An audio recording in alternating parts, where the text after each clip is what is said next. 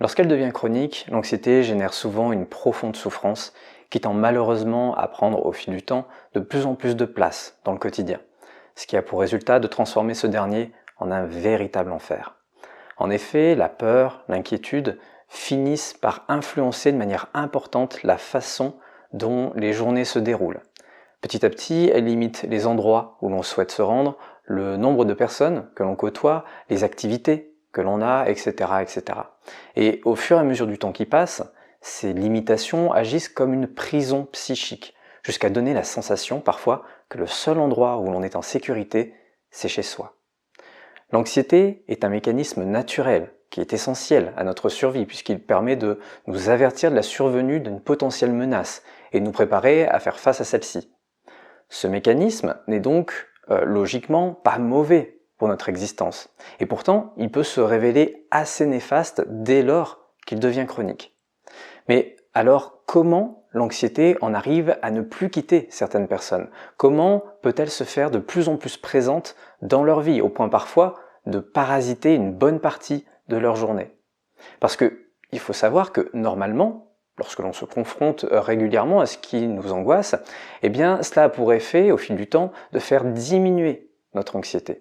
Car le cerveau réalise qu'il n'a finalement pas à avoir peur de cela. Par exemple, lorsque l'on apprend à conduire, notre anxiété est généralement assez élevée car il s'agit d'une activité nouvelle pour nous et qui peut, en plus, se révéler relativement dangereuse.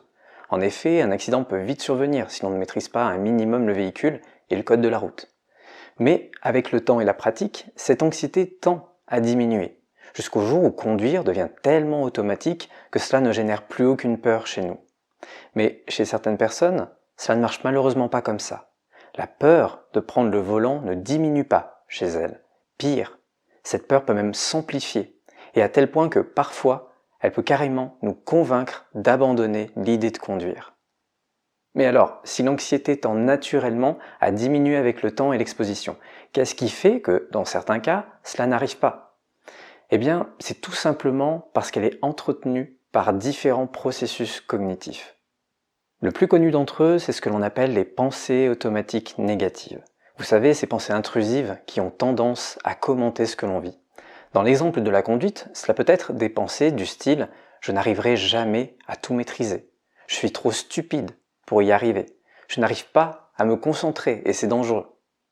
À cela s'ajoutent souvent des distorsions cognitives, c'est-à-dire des perceptions déformées de la réalité qui nous persuadent que conduire est une activité extrêmement dangereuse et qu'il vaut donc mieux l'éviter.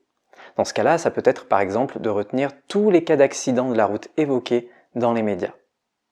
Enfin, troisième processus très répandu, les questions « et si ». Et si je perdais le contrôle du véhicule? Et si je me trompe entre la pédale d'accélérateur et la pédale de frein? Et si on me rentre dedans? Ces questions sont problématiques car elles nous font souvent entrer dans une spirale infernale, c'est-à-dire une question « et si » va en entraîner une autre. Et si, sans faire attention, je grille un feu rouge? Et si, à cause de ça, je me fais arrêter par la police? Est-ce que je risque de perdre mon permis? Et si je n'ai plus mon permis, comment je ferai pour me rendre au travail? Etc., etc.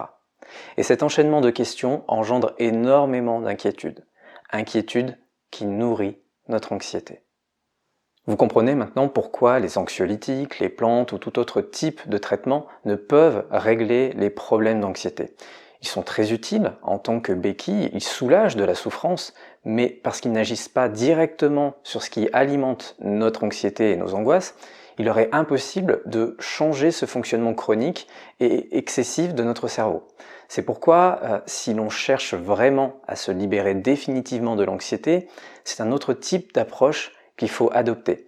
Mais ça, nous le verrons dans une prochaine vidéo. Merci d'avoir suivi cette vidéo jusqu'au bout.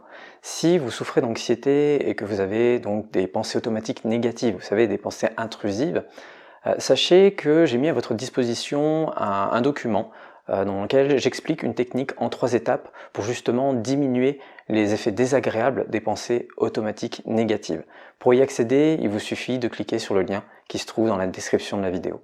N'oubliez pas de vous abonner, de liker et de commenter pour me dire ce que vous avez pensé de la vidéo. Je vous dis à très bientôt, prenez bien soin de vous.